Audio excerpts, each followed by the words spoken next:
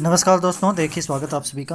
और पीछे वाले वीडियो में हमने इडली के एकीकरण की कुछ रूपरेखा समझी थी। और आज दोस्तों जो इडली का एकीकरण है वो अपना टॉपिक कंप्लीट हो जाएगा।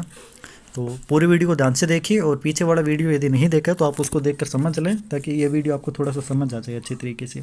इडली का एकीकरण सबसे पहले मैंने मैप के माध्यम से इसको समझाने का प्रयास किया।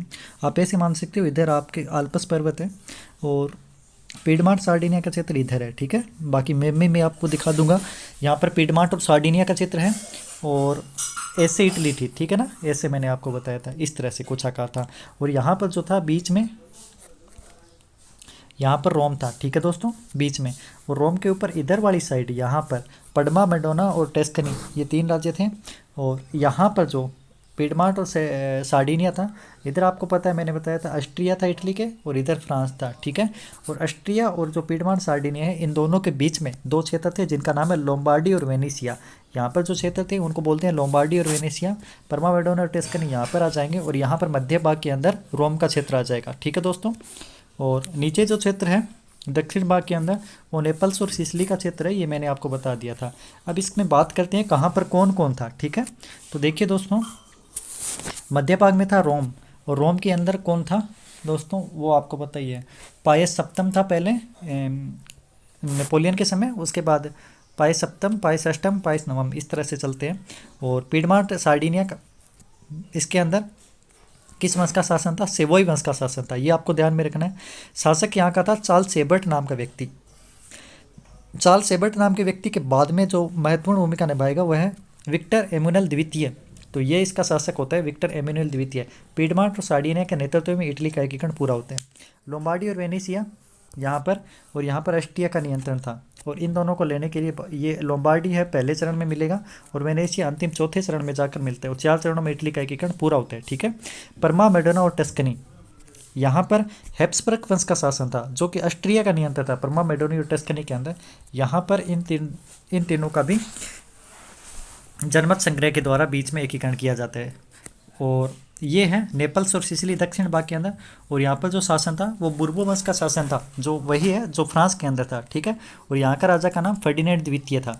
तो ये कुछ महत्वपूर्ण बातें हो गई जो मैंने आपको बताना आवश्यक समझी कि किस किस वंश का शासक कहाँ कहाँ है और कौन कौन राजा कहाँ कहाँ पर है। तो थोड़ा सा आपको मैं मैप के द्वारा भी बता देता हूँ ताकि आपको थोड़ा और समझ में आ जाए दोस्तों।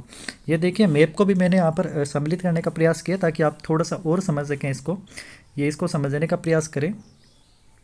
यहाँ पर पिडमांट सेवोई का क्षेत्र है, ठीक है, ये पिडमांट है और नीस और सेवोई ये है, ठीक है। और ये ट्यूरिन है पिडमांट के अंदर ही, और नीस का क्षेत्र ये है, देखिए नीस और सेवोई, ठीक है। नीस के अंदर क्या है, जो आपके गेरिबाल्डी है वो नीस का रहेगा। नीस और सेवोई को फ्रांस को दे दिया जाता है, तब गेरिबाल्डी नाराज हो जाता है दोस्तों। और बाद में गेरिबाल्डी नाराज होकर पहले गणतंत्र का समर्थक था और बाद में राजतंत्र का समर्थक हो जाता है, कुछ इस तरह से काबुल से मिलने के बाद में। तो ये भी मैं आपको बताऊंगा। ये देखिए लोम्बार्डी और वेनेसिया, और यहाँ पर ऑस्ट्रिया है, ठीक है, और इधर फ्रांस था। बीच के अंदर पेपल स्टेट, परमा, मेडोना और टस्कनी, ये बता दिया। और यहाँ पर था रोम। ये कोर्सिका द्वीप आ गया जहाँ पर उसका जन्म हुआ था, ये फ्रांस के अधिकार में था। यहाँ पर सार्डिनिया आ गया, और यहाँ पर नेपल्स, और ये सिसिली, ठीक है दोस्तों। ये आपको बता दिए। ये देखिए पिडमांट और सार्डिनिया, ये है सार्डिनिया के अधिकार में था ये आपका है सिसिली। और बस इतना ही ध्यान रखना है और कुछ ज़्यादा नहीं रखना, कंफ्यूज हो जाएंगे आप। अब है कुछ महत्वपूर्ण चीज़ें वापस आपको दोहरा रहा हूँ ताकि आपको समझ आ जाए कि क्या क्या चीज़ें इसमें महत्वपूर्ण है। पूरी वीडियो को एक तो दोस्तों ध्यान से देखना है, और वीडियो कैसा लगता है ये आप कमेंट करके ज़रूर बताएंगे दोस्तों, क्योंकि कमेंट से ही आपके देखिए मुझे प्रोत्साहन मिलता है आगे वाले वीडियो के लिए। और जितने भी मेरे पास उपकरण हैं इनसे मैंने वीडियो बनाने का प्रयास किया है, और बस स्टूडेंट के लिए फ़ायदेमंद हो, बस इतनी सी बात है। बाकी ज़्यादा ऐसे नहीं कि दिखावा करने का प्रयास है। मेन है एग्ज़ाम में पर्सन फंसना चाहिए अपना, और मोटा मोटी तौर पर समझ जाना चाहिए बस। कार्बोनेरी संस्था, कार्बोनेरी संस्था की स्थापना 1810 में होती है और कहाँ पर होती है? नेपल्स के अंदर। और इसका मतलब क्या है? कोयला झोंकने वाली संस्था, ठीक है। नेपल्स के अंदर संस्था होती है और ये एक प्रकार से कौन सी संस्था थी? गुप्त संस्था थी। वापस मैं बताता हूँ, कार्बोनेरी संस्था की शुरुआत आपको 1810 में नेपल्स कोयला झोंकने वाली संस्था और एक प्रकार से गुप्त संस्था थी, इसका ध्यान में रखना है। फिर इटली का एकीकरण, ठीक है। यूरोप में राष्ट्रीयवाद का उदय फ्रांसीसी क्रांति से होता है। और ऑस्ट्रिया का चांसलर ने वियना सम्मेलन मेटरनिक ने यह कहा था कि इटली एकमात्र भौगोलिक अभिव्यक्ति है। ये मैंने आपको बता दिया। मेटरनिक इटली का एक राज्य दूसरे राज्य के विरुद्ध, एक शहर दूसरे शहर के विरुद्ध तथा एक आदमी दूसरे आदमी के विरुद्ध है, ये मेटरनिक ने कहा था। ये भी वियना सम्मेलन की बाद की बात करता है, ठीक है। तो ऑस्ट्रिया का बहुत बड़ा प्रभाव रहता है और वो अब नहीं चाहता कि इसका एकीकरण हो। सबसे बड़ा शत्रु ऑस्ट्रिया ही है। तो पीछे वाले वीडियो को ध्यान से देखिए। ये फास्ट इसलिए बता रहा हूँ क्योंकि पीछे वाली वीडियो में सारी चीज़ें बता चुका हूँ। और यदि आपने पीछे वाला वीडियो नहीं देखा इसकी रूपरेखा का, तो उसको देखिए। 5-7 मिनट का वीडियो है, 4 मिनट का वीडियो है शायद, उसको अवश्य देखिए दोस्तों। मेरियट का कथन है, मैंने आपको बताया था पीछे वाली वीडियो में कि मुझे मेरियट का कथन वो याद आ रहा है। तो ये मेरियट का कथन था कि नेपोलियन पहला व्यक्ति था जिसने इटली की राजनीतिक एकता प्रदान करने की शुरुआत की थी। यूरोप में 1815 से 1848 का जो काल है वो राजनीतिक असफलता के काल के तौर पर जाना जाता है। इसका कारण क्या था? मेटरनिक तो था ऑस्ट्रिया का। मेटरनिक की प्रतिक्रिया नीति इस असफलता के कारण काल के रूप में जानी जाती है। अब है यूरोप के अंदर यह काल प्रतिक्रियावाद व रूढ़िवाद के नाम से जाना गया। इटली के एकीकरण के अंदर बाधाएं क्या क्या आई? ऑस्ट्रिया सबसे बड़ी बाधा थी। ऑस्ट्रिया, लोम्बार्डी और वेनेसिया इस पर अधिकार था। काबुल ने ऑस्ट्रिया को इटली का सबसे प्रथम शत्रु कहा था, ये ध्यान में रखना। इटली में विदेशी प्रभुत्व क्या थे? मध्य भाग के अंदर पोप था और पोप की सत्ता थी, जहाँ पर पूरे यूरोप के अंदर जो कैथोलिक धर्म के प्रचारक थे वो पोप को बहुत महत्व देते थे। इस तरह विदेशी प्रभुत्व की एक तरह से मान सकते हैं।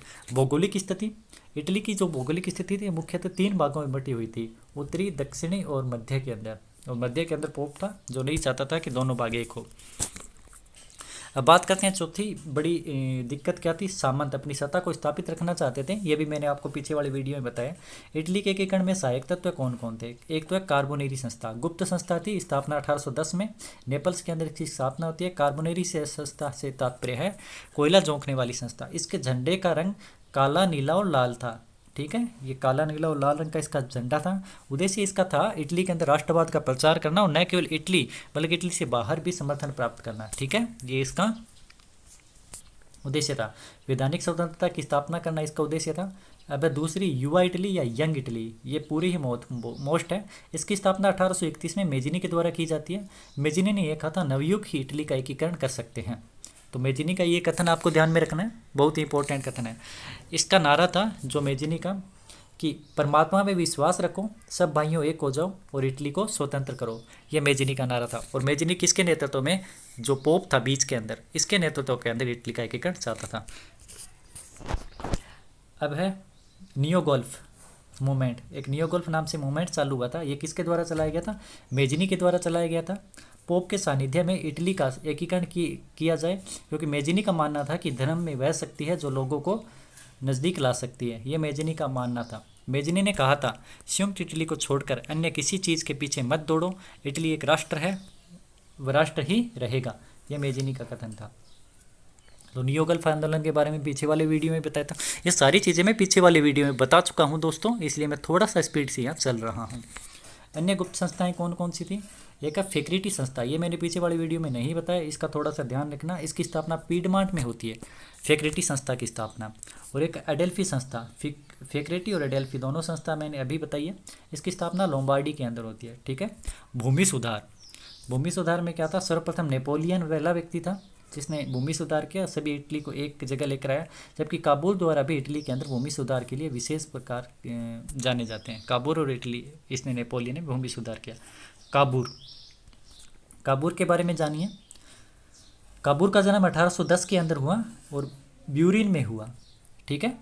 पीडमांट का जो क्षेत्र था यहाँ पर उदारवादी विचारधारा थी। विचारधाराओं की बात यदि अपने करें तो पीछे 3 विचारधाराएं आपको चलेगी। एक सीमित राजतंत्र चाहता है और एक गणतंत्र चाहता है और एक उदारवादी विचारधारा है। इसने संसदीय प्रणाली का समर्थन दिया था। पीडमांट में आदर्श राज्य की स्थापना करना चाहता था। काबुल ने एक पत्र लिखा जिसका नाम था इल रिसर्जिमेंटो। तो इल रिसर्जिमेंटो पत्र किसके द्वारा लिखा गया था? काबूर के द्वारा लिखा गया था। 1845 में पीडमांट सार्डिनिया के संसद सदस्य बने और 1850 में उद्योग मंत्री बनाया गया। वित्त व उद्योग मंत्री 1850 में बने थे ये। 1852 के अंदर, ये वाला मोस्ट है और एक बार पर्सन एग्जाम में आया हुआ है, 1852 में पीडमांट सार्डिनिया का प्रधानमंत्री बनाया गया था। तो काबूर का प्रधानमंत्री बनते हैं 1852 में पीडमांट का। काबूर एक राजनीतिज्ञ थे। काबूर एक व्यक्ति था जिसके बिना मेजनी का आदर्शवाद और गैरीबाल्डी की वीरता निरर्थक थी, ये कहा जाता है। ये किसने कहा था? मेरियट का ये कथन है, ठीक है, कि काबूर वह व्यक्ति था जिसके द्वारा मेजनी का आदर्शवाद और गैरीबाल्डी की वीरता निरर्थक थी। काबूल जानता था बिना किसी विदेशी सहायता के इटली का एकीकरण संभव नहीं है। वह बिना विदेशी सहयोग के ऑस्ट्रिया को बाहर भी नहीं किया जा सकता। तो काबूल एक तरह से आप मान सकते हो जैसे कि चाणक्य नीति के आधार पर यह काम कर रहा था। बहुत ही माइंडेड व्यक्ति था और इसके पास बहुत दिमाग था। और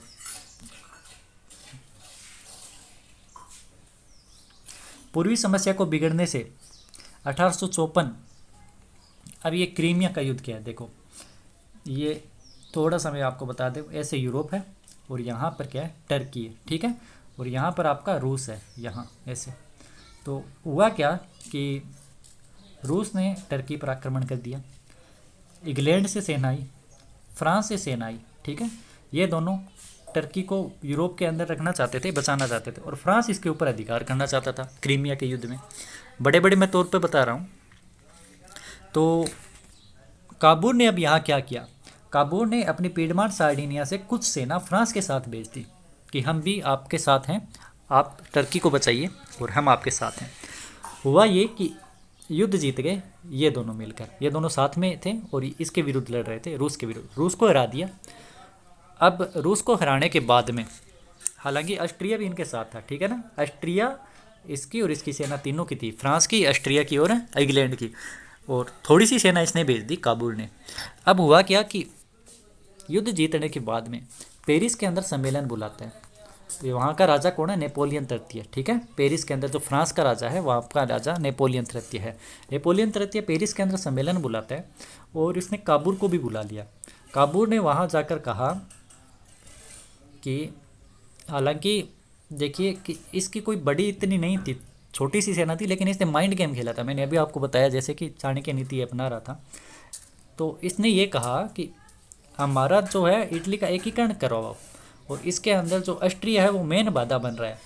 तो नेपोलियन तृतीय के मुंह से अचानक ये वर्ड निकलते हैं कि ओह काबूल, मैं आपके लिए क्या कर सकता हूँ। इसने ऑस्ट्रिया की इतनी बुराई कर दी, वहाँ पर जाकर अंतर्राष्ट्रीय मुद्दा बना दिया और सबके सामने लेकर आए कि ऑस्ट्रिया किस तरह से इटली के अंदर अपना आधिपत्य स्थापित करवा रहा है।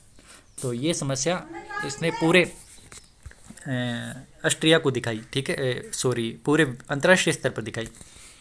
तो पूर्वी समस्या से निपटने के लिए 1854 में क्रीमिया का युद्ध लड़ा गया। इस युद्ध में रूस ने तुर्की पर आक्रमण किया, ठीक है। तुर्की को बचाने के लिए ब्रिटेन व फ्रांस आगे आए। काबूल ने फ्रांस के साथ अपने सैनिक भेजे।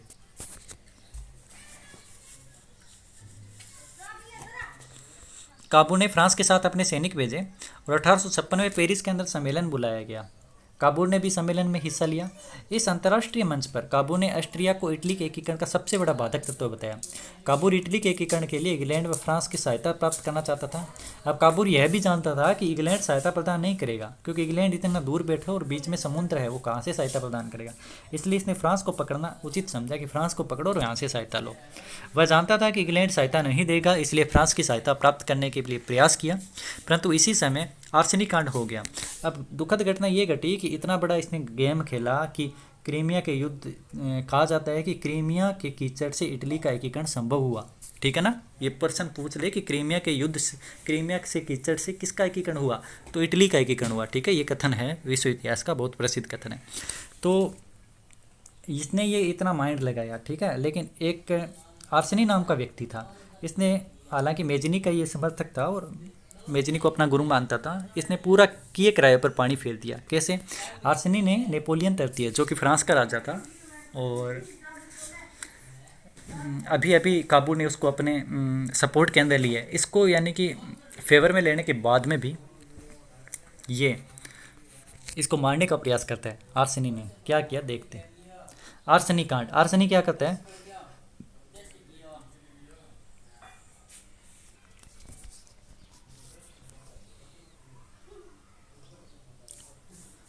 हाँ तो आर्सेनी कांड हम पढ़ रहे हैं। आर्सेनी कांड के अंदर क्या होता है, जनवरी 1800, ये 58 कर लेना, थोड़ा सा मैंने गलत लिख दिया, जनवरी 1858, 1856 के अंदर तो वो होता है सम्मेलन, और 1858 के अंदर, जनवरी 1818 के अंदर क्या होता है, 14 जनवरी की घटना है ये, ठीक है, 14 जनवरी 1858। 14 जनवरी 1858 को क्या होता है, मेजनी का शिष्य आर्सेनी नेपोलियन तृतीय को मारने का प्रयास करते हैं। मेजनी की शिष्य आर्सेनी के द्वारा फ्रांस के शासक नेपोलियन तृतीय की हत्या का प्रयास किया जाता है। इस घटना को आर्सेनी कांड के तौर पर जाना जाता है। यह घटना बाद में फ्रांस व सार्डिनिया के संबंध जो है तनावपूर्ण हो गए। इस घटना के बाद आर्सेनी द्वारा माफ़ी मांगने पर स्थिति पहले जैसी हुई। फ्लोम्बियस समझौता, फ्लेम्ब्रिज समझौता कब हुआ था, जून 1800।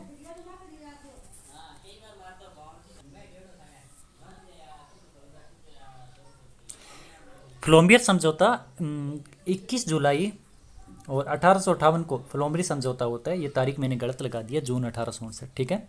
21 जुलाई 1858 को फ्लोम्बियस समझौता हुआ। किस किस के बीच में हो, फ्रांस के नेपोलियन तृतीय व काबूल के मध्य हुआ। फ्लोम्बियस सार्डिनिया के निकट एक स्थान है। मुख्य बिंदु इसके अंदर क्या थे, सार्डिनिया और ऑस्ट्रिया के मध्य, सार्डिनिया और ऑस्ट्रिया के मध्य युद्ध होने पर फ्रांस सार्डिनिया को सैनिक सहायता प्रदान करेगा। कहने का मतलब ये है, यहाँ पर फ्रांस था, यहाँ पर इटली है और यहाँ पर ऑस्ट्रिया है, ठीक है। अब ये चाहते हैं कि हमारे दोनों का युद्ध हो, ऑस्ट्रिया और ये, ठीक है। और ये अब इस तरह से एक समझौता करेंगे। यहाँ के जो हैं यानी कि काबूर कह दो या सार्डिनिया के जो कह दो राजा हैं एम्यूल द्वितीय, इन दोनों के बीच में जो समझौता होता है, ठीक है ना। तो ये कहते हैं कि यदि हम ऑस्ट्रिया पर अटैक करेंगे या ऑस्ट्रिया हम पर अटैक करेगा तो आप जो सैनिक सहायता है वो हमें प्रदान करेंगे। तो कह रहे हैं ठीक है भाई, हम आपको सैनिक सहायता प्रदान कर देंगे। सार्डिनिया और ऑस्ट्रिया के मध्य यदि युद्ध होगा तो फ्रांस सार्डिनिया को सैनिक सहायता प्रदान करेगा। एक ये बात हुई इसके अंदर। दूसरी बात क्या हुई, परमा, मडोना और टस्कनी, इन तीनों को मिलाकर एक अलग राज्य बनाया जाएगा और यहाँ पर नेपोलियन का भाई जो है जेरोम बोनापार्ट, इसको शासक बना दिया जाएगा। और इस जोरम बोनापार्ट को जो यहाँ की सार्डिनिया की जो राजकुमारी है, 14 वर्ष की उम्र की थी, नाम मेरे को याद नहीं आ रहा, इसका विवाह भी यहाँ इसके साथ करने का इस संधि के अंदर जिक्र हुआ था, ठीक है। और नेपल्स और सिसिली ये पोप के अधीन कर दिए जाएंगे, नेपल्स और सिसिली। और लोम्बार्डी और वेनेशिया का क्षेत्र सार्डिनिया को प्राप्त होगा। अब ये इसकी सबसे महत्वपूर्ण शर्त थी, ये ध्यान में रखना। फ्लोम्बियस समझौते की और कोई शर्त आपको ध्यान रहे न रहे, लेकिन आपको ये ध्यान रखना है कि लोम्बार्डी और वेनेशिया का क्षेत्र सार्डिनिया को प्राप्त होगा, ये इसकी सबसे प्रमुख शर्त थी। इस संधि के माध्यम से पीडमांट और सार्डिनिया ने फ्रांस की सहायता प्राप्त कर ली। अब होता क्या है, मैं बड़े तौर पर पहले ही बता दूं।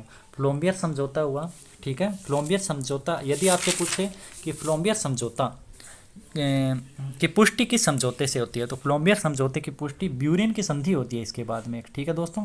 इस ब्यूरिन की संधि से फ्लोम्बियस समझौते की पुष्टि होती है। और फ्लोम्बियस समझौते में क्या कहा गया, फ्लोम्बियस समझौते में ये कहा गया लोम्बार्डी और वेनेशिया का क्षेत्र सार्डिनिया को प्राप्त होगा और अटैक करेंगे ऑस्ट्रिया पर तो हम फ्रांस वाले सहायता करेंगे, ठीक है। लेकिन होता क्या है, लोम्बार्डी का क्षेत्र तो इसको मिल जाता है, पीडमांट सार्डिनिया को, लेकिन जो वेनेशिया का क्षेत्र है वो ऑस्ट्रिया के पास ही रहता है। इसलिए इस जो फ्लोम्बियस समझौता है इसकी शर्तें पूरी नहीं की जा सकी, ठीक है। ये ध्यान में रखना। फ्लोम्बियस की संधि में फ्रांस को नीस और सेवाई का क्षेत्र देने का भी वादा हुआ था, ये भी ध्यान रखना, ये भी मोस्ट है। 2 क्षेत्र फ्रांस को मिलेंगे, नीस और सेवाई, और 2 ही क्षेत्र लोम्बार्डी और वेनेशिया पीडमांट सार्डिनिया को दिए जाने का वादा हुआ। फ्लोम्बियस समझौते के बाद पीडमांट सार्डिनिया और ऑस्ट्रिया के मध्य निम्नलिखित युद्ध होते हैं। 4 युद्ध होते हैं दोस्तों, चारों युद्धों का क्रम आपको ध्यान में रखना है। चारों युद्धों के लिए एक ट्रिक होती है, ये ट्रिक है मोपे मेसो, ये ट्रिक इसकी है, ये आप ट्रिक ध्यान रख लेना।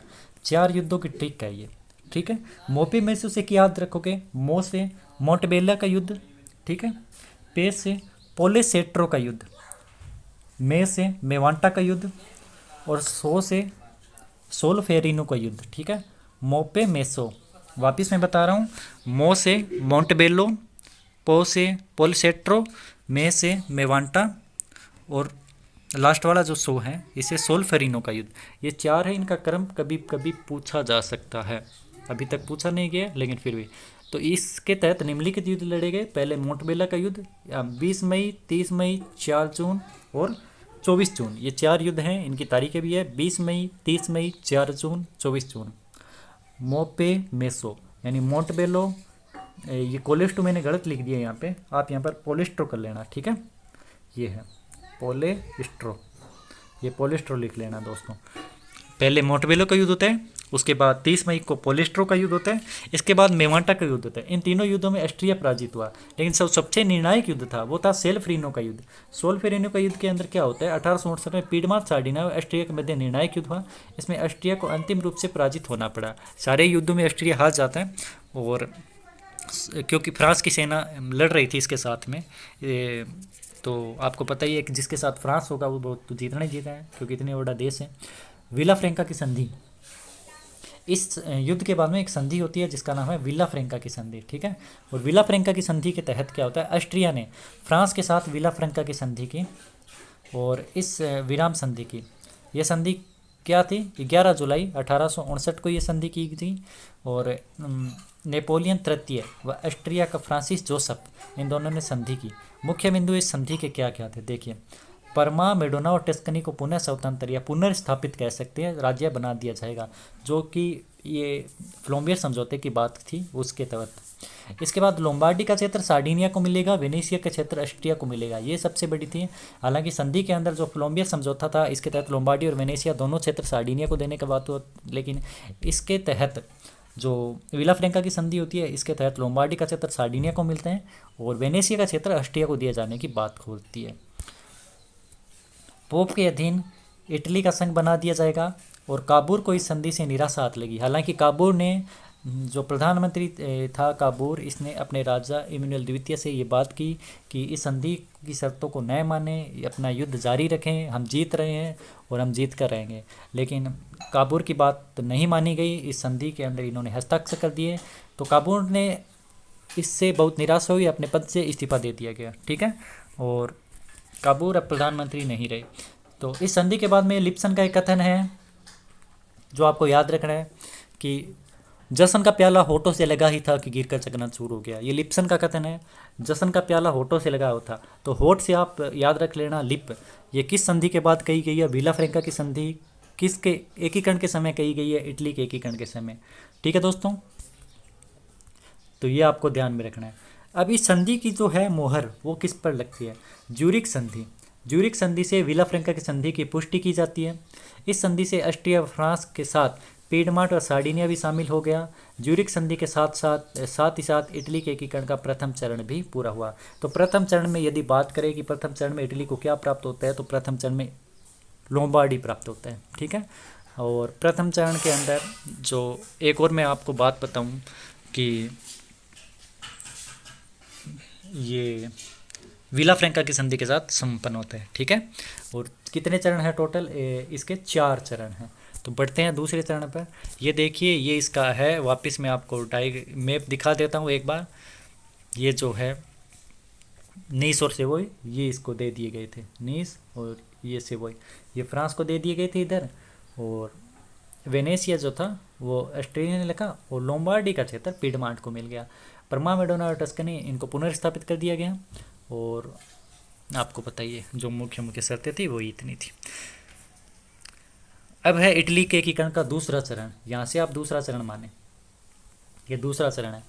इटली में जनमत संग्रह, इटली के अंदर जनमत संग्रह हुआ 1860 के अंदर, ठीक है। 1860 के अंदर क्या होता है, परमा, मेडोना और टस्कनी व रोमगाना में मुख्य रूप से 3 याद रखना आपको, परमा, मेडोना, टस्कनी, बोलगोना, रोमगाना, ये भी आपको ध्यान में रख लेना। जनता द्वारा विद्रोह कर दिया गया। इसमें जनता पीडमार्क सार्डिनिया में मिलना चाहती थी, फलतः मार्च 1860 के अंदर यहाँ जनमत संग्रह करवाया गया और इनका विलय पीडमार्क सार्डिनिया में कर दिया गया। नीस और सेवोई भी जनमत संग्रह हुआ, ये क्षेत्र फ्रांस को दे दिए जाए। गेरिबाल्डी ने नीस और सेवोई का क्षेत्र फ्रांस को दिए जाने का विरोध किया था, क्योंकि जो गेरिबाल्डी का जन्म नीस में ही हुआ था। और दूसरे चरण के तहत क्या किया गया था, नीस और सेवोई का क्षेत्र फ्रांस को दे दिया गया जनमत संग्रह के आधार पर। और ये जो है, हालांकि नीस और सेवोई का क्षेत्र मैंने आपको बता दिया कि विला फ्रैंका की संधि के तहत दिए गए थे। विला फ्रैंका की संधि के तहत फ्रांस नहीं लेना चाहता है। मैं वापस आपको बता देता हूँ। हालांकि बात हुई थी कि नीस और सेवोई का क्षेत्र विला फ्रैंका की जो संधि है, जो फ्लोम्बियर समझौता है, इसके तहत, फ्लोम्बियर समझौता के तहत जो दोनों ही क्षेत्र हैं नीस और सेवोई का, वो फ्रांस को दिए जाने का वादा हुआ था। लेकिन विला फ्रैंका की संधि में फ्रांस यह कहता है कि हमने आपका जो युद्ध है वो रोक दिया बीच में ही, फ्रांस के द्वारा बीच के अंदर युद्ध रोक दिया गया था, और लोम्बार्डी और वेनेशिया दोनों क्षेत्र नहीं दिलाए गए थे। अतः हम आपसे नीस और सेवोई का क्षेत्र नहीं लेंगे, ये फ्रांस ने कहा था। इसलिए लोम्बार्डी का क्षेत्र पिडमांट सार्डिनिया को मिला था और वेनेशिया का क्षेत्र ऑस्ट्रिया को मिला था, ठीक है। और जो नीस और सेवोई का क्षेत्र है ये फ्रांस ने नहीं लिया था। नीस और सेवोई का क्षेत्र दूसरे चरण के अंदर ये फ्रांस को दिए जाते हैं जनमत संग्रह के आधार पर। और क्या है, परमा मेडोना और टस्कनी, यहाँ पर जनमत संग्रह कराया जाता है और ये पिडमांट सार्डिनिया को मिल जाता है। तो थोड़ा सा ध्यान रखना, थोड़ा सा वो मिस्टेक हुआ था, ध्यान में रख लेना ये। अब नीस और सेवोई का क्षेत्र यहाँ पर वो नाराज़ हो जाते हैं आपका गेरिबाल्डी, और क्योंकि उसकी जन्मभूमि थी। विला फ्रैंका की संधि के बाद में फ्रांस जैसा मित्र इटली ने खो दिया, और लोम्बार्डी लिप्सन के अनुसार, ये वो मैंने विला फ्रैंका की संधि का बीच में लिख दिया, थोड़ा सा वो पहले बता दिया था आपको। गेरिबाल्डी द्वारा नेपल्स और सिसिली पर अधिकार। अब ये इसका है तीसरा चरण। दो चरण मैंने आपको बता दिए। पहले चरण के अंदर क्या मिलेगा, लोम्बार्डी, और दूसरे चरण के अंदर क्या मिलेगा, ये आपका परमा मेडोना और टस्कनी, ठीक है, इटली के एकीकरण में। और तीसरा चरण, तीसरे चरण के अंदर बात करते हैं। तीसरे चरण के अंदर गेरिबाल्डी द्वारा नेपल्स और सिसिली पर अधिकार किया जाएगा। गेरिबाल्डी का जन्म 1807 नीस के अंदर हुआ था। छापामार युद्ध प्रशिक्षण द्वारा दक्षिण अमेरिका में इसने सीखा था। इसके दल का नाम लाल कुर्ती दल था। दी 1000 यानी कि 1000 सेना दल के साथ इसको कहा जाता था। हालांकि वास्तविक सेना संख्या 1100 कुछ थी, 34 थी शायद, इतनी थी, लेकिन इसको 1000 सैनिक कहा जाता है। गेरिबाल्डी को इटली की तलवार कहा जाता है। लाल कुर्ती दल से पहले गेरिबाल्डी गणतंत्र का समर्थक था, परंतु इस दल के बाद में वे राजतंत्र का समर्थक बन गया, क्योंकि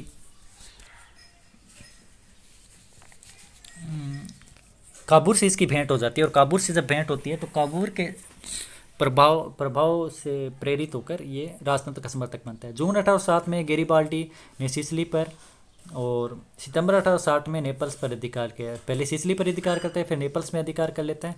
यदि यहाँ पर बात करें कि सिसिली और नेपल्स में अधिकार करता है, यहाँ पर देखो ये पहले अमेरिका चला गया था, ठीक है, और अमेरिका से आता है यहाँ पर नेपल्स और सिसिली के अंदर अधिकार कर लेता है।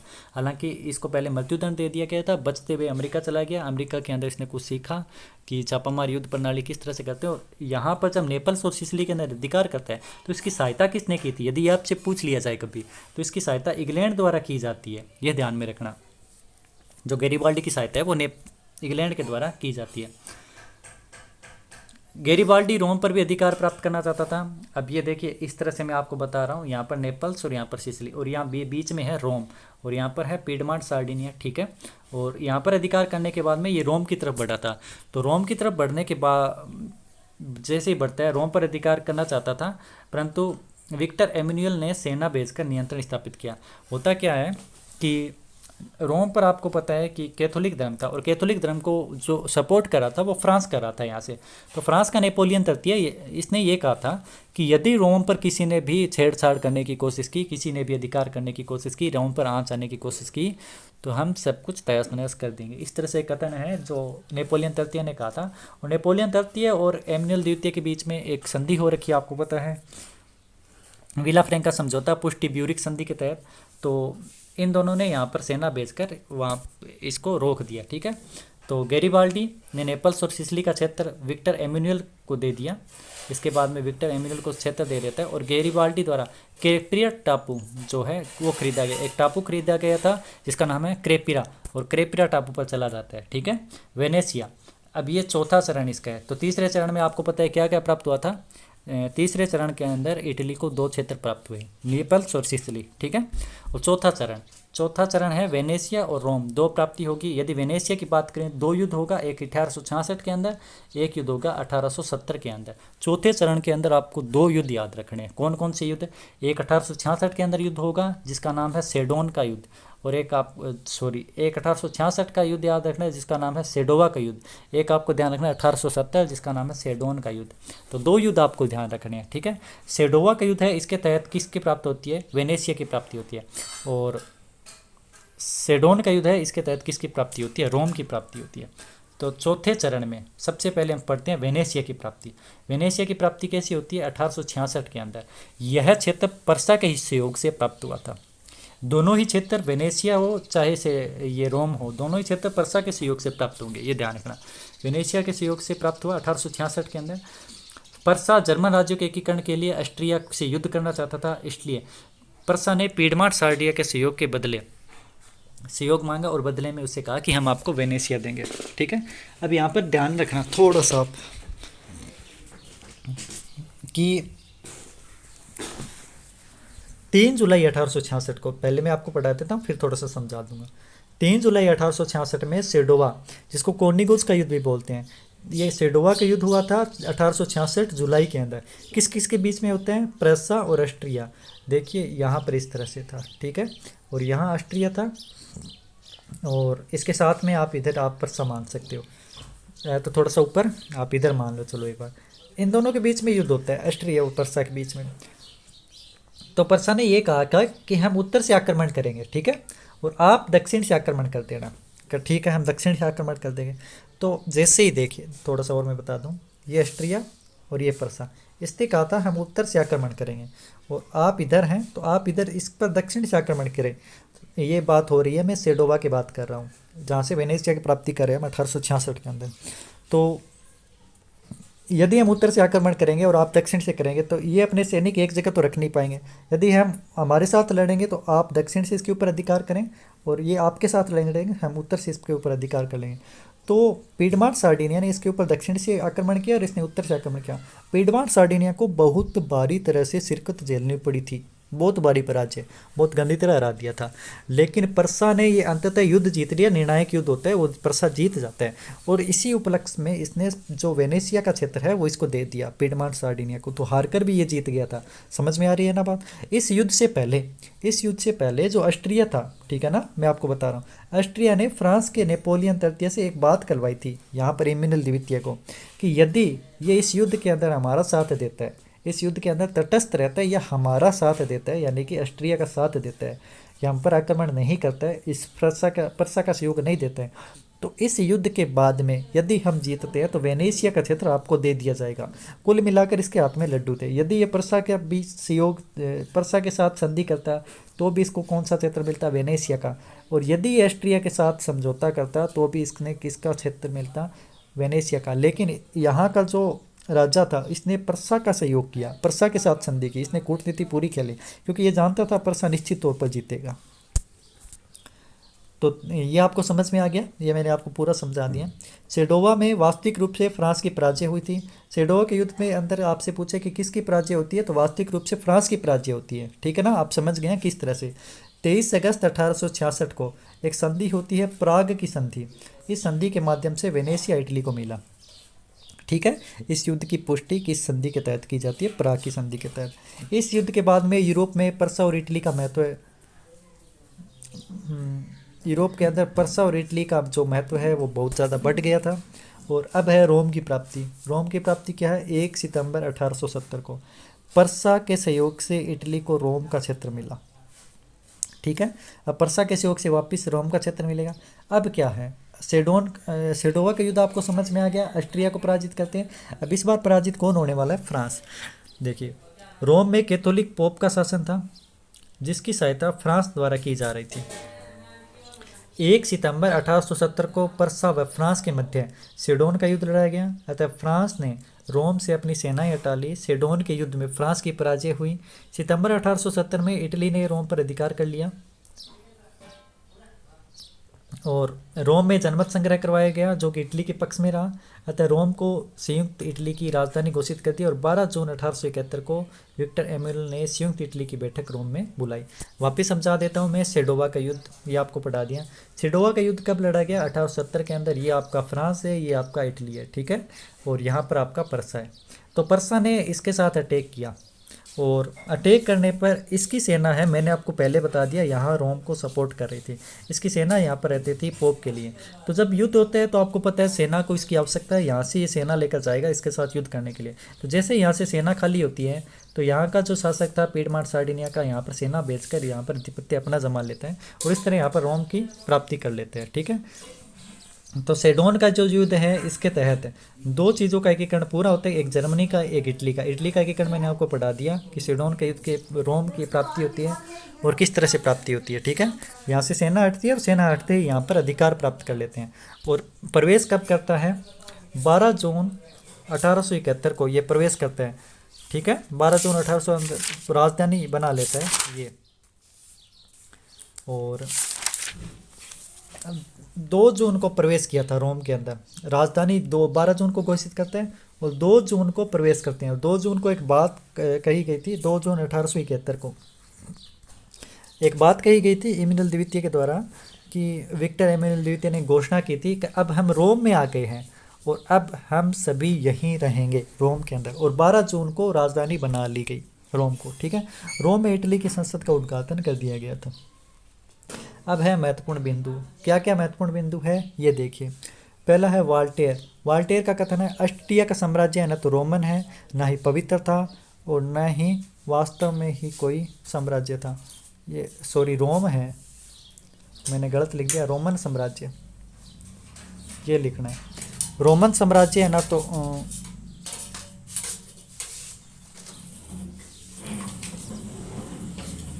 रोमन था, न ही पवित्र था और न ही वास्तव में कोई साम्राज्य था। ये आपको कथन वोल्टेयर का कथन है, ध्यान रखना है। और इसकी जो कॉपी है वो एक तरह से भारत के अंदर की जाती है मजूमदार के द्वारा। आरसी मजूमदार ने जो कथन बोला है वो न तो प्रथम है, न राष्ट्रीय है, न ही ये 1857 का विद्रोह के बारे में एक ऐसा कथन है ना जो कहा जाता है। सावरकर ने कहा था ये प्रथम स्वतंत्रता संग्राम है, तो उन्होंने कहा न प्रथम है, न स्वतंत्रता है, न ही ये संग्राम है। एक तरह से लो पेपल्स गारंटीज, एक ये आपको चीज़ ध्यान में रखनी है। लो पेपल्स गारंटीज क्या है कि इटली की संसद के द्वारा कानून बनाकर पोप के क्षेत्र के आसपास पोप की स्वतंत्रता का सत्ता स्वीकार कर ली गई। अब पोप अपने राजदूत भी नियुक्त कर सकता था। हुआ क्या था, इटली का एकीकरण हो गया था और यहाँ पर पोप था। आपको पता है पोप को पूरे विदेशी सपोर्ट कर रहे हैं और ज़्यादा दिन तक पोप किसी के अधीन रहने वाला नहीं है, क्योंकि जरूर ही इंग्लैंड नहीं तो अन्य कोई देश यहाँ पर आकर पोप की जो स्वतंत्रता है वो स्थापित करवा देंगे। तो इटली की कानून ने एक समझौता दिया पोप के साथ जिसको कहते हैं लो पेपल गारंटी। पेपल गारंटी के तहत रोम किसी भी देश के साथ जो है वो विदेशी संबंध रख सकते हैं, वहाँ पर अपने राजदूत भेज सकते हैं और उसके राजदूत अपने यहाँ पर पोप के आसपास के साम्राज्य जो रोम के आसपास पोप का जो थोड़ा बहुत क्षेत्र इसको दिया था इसके अंदर आप स्थापित कर सकते हैं, बुला सकते हैं। ठीक है, और इटली जो भी यहाँ पर कानून बनाएगा वो पोप के ऊपर लागू नहीं होंगे। ये एक था लो पेपल गारंटीज। ठीक है, इसके बाद मेटरनिक ने कहा था अकेले मरने से अच्छा है कि इकट्ठा मरना चाहिए। ये मेटरनिक का कथन है, ये भी आपको ध्यान रखना है। किसने कहा था अकेले मरने से अच्छा है कि इकट्ठा मरना चाहिए? ये मेटरनिक का कथन था। एक आपको ध्यान रखना है, केटलबी ने इटली के एकीकरण के दौरान काबूर ने मेजनी के आदर्श को एक प्रेरणा शक्ति के रूप में गैरिबाल्डी की तलवार को अस्त्र के रूप में प्रयोग करके इटली के एकीकरण का यथार्थ बना दिया। एक ये कथन है, मुझे मोस्ट लगा तो मैंने लिख दिया भाई। एक आपको जियोबट्टी का ध्यान में रखना है, बाकी जियोबट्टी का मैंने पिछली वीडियो में बता दिया। जियोबट्टी इसने एक पुस्तक लिखी थी डेल प्रिमोटे द सिविल इटली, नैतिकता की जानकारी इसके अंदर दी गई थी। ठीक है, और मेजनी के द्वारा द ड्यूटीज़ ऑफ मैन ये पुस्तक लिखी गई थी। और मेजनी की जो पुस्तक है ड्यूटीज़ ऑफ मैन, यदि इसको उर्दू में अनुवाद किसने किया था ये आपसे पूछा जाए तो मेजनी की पुस्तक को उर्दू में जो लाला लाजपत राय के द्वारा उर्दू के अंदर अनुवाद किया गया था मेजनी की पुस्तक को। वी.डी. सावरकर ने इस पुस्तक का मराठी में अनुवाद किया और मेजनी गणतंत्र का समर्थक था। ये आपको ध्यान में रखना है। और एक दो चीज़ आपको और ध्यान रखनी है। एक आपको मैं बता दूं, जब तीसरा चरण पूरा हुआ था, ठीक है, तीसरा चरण पूरा हुआ था तो केबूर जो था उसकी मृत्यु हो जाती है तीसरे चरण के बाद में। 1861 के अंदर केबूर की मृत्यु हो जाती है और केबूर की मृत्यु के बाद में जो प्रधानमंत्री बनता है, हालांकि मैंने आपको बताया 1852 में केबूर ने इस्तीफा दे दिया, लेकिन थोड़े दिनों के बाद केबूर को वापस प्रधानमंत्री बना दिया जाता है। केबूर की मृत्यु के बाद प्रधानमंत्री कौन बनता है? रिक्सोली नाम का व्यक्ति बनता है। ठीक है, रिक्सोली नाम का व्यक्ति जो है वहाँ पर प्रधानमंत्री बनता है। इसने भी बाद में त्याग पत्र दे दिया, क्योंकि रिक्सोली रोम के अंदर अधिकार प्राप्त करना चाहता था, इसको त्याग पत्र देना पड़ा। रिक्सोली के बाद में जो व्यक्ति बनता है उसका नाम है ला मारमोरा। ठीक है, ये मारमोरा व्यक्ति जो आएगा ये प्रधानमंत्री बनता है। इसी ने संधि करके प्रसा से संधि की थी, इसी ने, मैंने कहा था ना एक जो प्रसा से संधि किसने की थी, प्रसा से संधि इसने की थी। ला मोरमोरा ने वेनेशिया को प्राप्त करने के लिए और रोम को प्राप्त करने के लिए, मारमोरा ने प्रधानमंत्री बनकर वेनेशिया और रोम को प्राप्त किया था।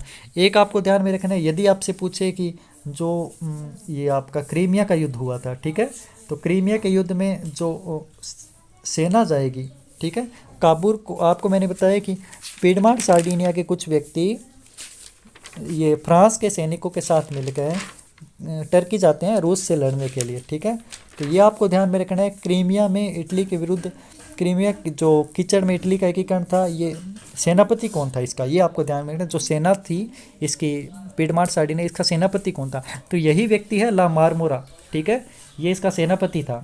जो पीडमांट सार्डिनिया के सैनिक जाते हैं, इनका सेनापति कौन था, मारमोरा। तुर्की को बचाने के लिए ब्रिटेन और फ्रांस का साथ दिया था। ठीक है दोस्तों, ये आपका लगभग बड़ा तौर पर ये हो गया है इटली का एकीकरण। और आप इसके प्रश्न आए हुए करें, इटली के एकीकरण से कोई भी प्रश्न कर लें किसी भी एग्जाम में आया हुआ, मेरे हिसाब से आपका कोई भी प्रश्न बाहर नहीं जाएगा। ठीक है दोस्तों, धन्यवाद। और लाइक कमेंट और शेयर करके अवश्य बताएं। वीडियो बड़ा बना है लेकिन ये बहुत ही आपके लिए महत्वपूर्ण वीडियो है। धन्यवाद।